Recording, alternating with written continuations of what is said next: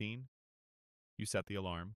Imagine productive mornings, study sessions, workouts, even cooking a healthy breakfast. But when morning comes, you hit snooze, scroll endlessly, and before you know it, the day is gone. Don't worry, you're not alone. Many students struggle to maintain consistency. The secret isn't motivation, it's structure. A well-designed routine shapes your day, giving you more energy, focus, and free time. Discipline beats motivation. Even when you don't feel like studying, a solid routine carries you forward. Think of it as your personal operating system for life. Once you master it, everything feels smoother and more controlled. Think of your brain like a phone. Without charging, updates, or proper care, it malfunctions. Students fail not because they aren't smart, but because they don't manage time well. Some overwork and burn out, others procrastinate endlessly. A balanced routine prevents both. It organizes your energy, keeps your mind sharp, and reduces stress. Consistent habits build momentum. Motivation comes and goes, but a strong routine keeps you moving.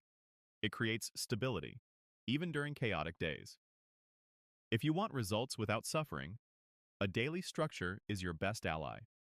Start small, adjust gradually, and watch your efficiency skyrocket. Mornings set the tone. Waking up between 5:30 and 7 a.m. hits a sweet spot. Quiet, calm, and distraction-free. Avoid checking your phone immediately. Social media clutters your mind before you've even started the day. Begin with stretches, deep breaths, and hydration. Light movement, stretching, yoga, or a short walk boosts blood flow and awakens your brain. Breakfast fuels focus. Keep it simple. Oats, eggs, fruit, or a smoothie. Drink water. Your brain needs energy, just like your body. Starting calmly increases control and sets a productive rhythm for the entire day. Your brain is at its peak when distractions are low and clarity is high. This is the moment to handle what usually feels difficult. Hard subjects demand fresh attention, not leftover energy. One focused hour early in the day can outperform several tired hours later. Deep work is not about speed, but presence. Remove noise, simplify the environment, and give your mind one clear target. Focus grows when friction disappears. When attention is protected, learning becomes faster, cleaner, and less stressful. This is where real progress is built. Afternoons test discipline more than mornings. Energy dips, attention drifts, and passive learning becomes tempting. This is not a failure of willpower, it's biology. Instead of forcing deep theory, smart students switch strategies. The afternoon is ideal for application, repetition, and interaction. Doing beats reading. Movement beats stagnation. When effort matches energy, progress continues without burnout. This part of the day is about maintaining momentum, not chasing perfection. Used correctly, the afternoon becomes a quiet multiplier for everything learned earlier. Evening is the natural boundary between effort and recovery. After hours of cognitive load, the nervous system needs a signal that the day's pressure is over.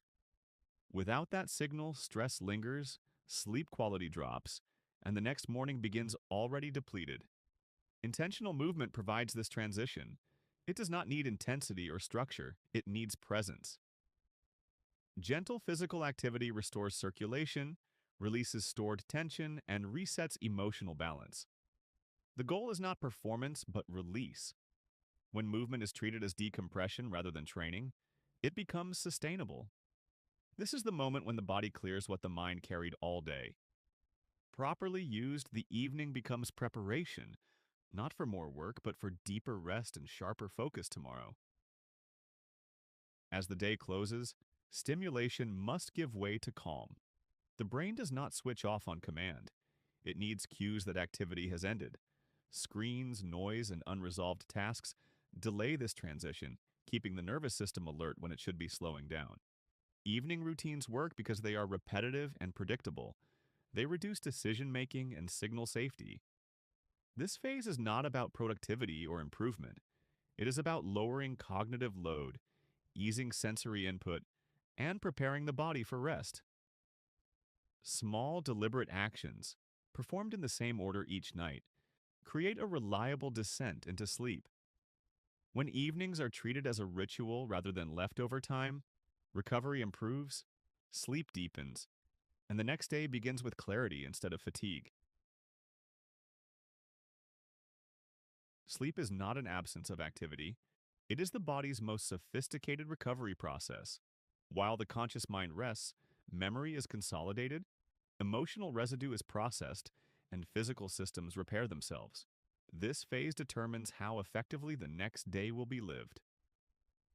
Quality sleep depends on continuity and depth, not duration alone. When interruptions are minimized, the nervous system can cycle smoothly through recovery stages.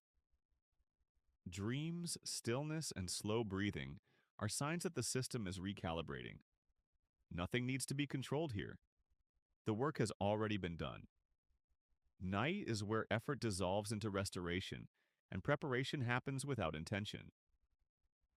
Proper rest does not create motivation. It removes the barriers that block it. Morning is not a moment of urgency, but a controlled return to awareness.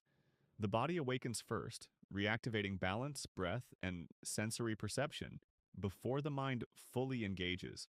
This transition quietly defines the tone of the entire day. When awakening is rushed, tension carries forward into every task. When it is calm, the mind gains space to respond instead of react. Morning is where intention replaces inertia. There is no need for immediate productivity. Presence comes first. Small, deliberate actions anchor attention and stabilize focus. A composed start does not slow progress. It removes resistance.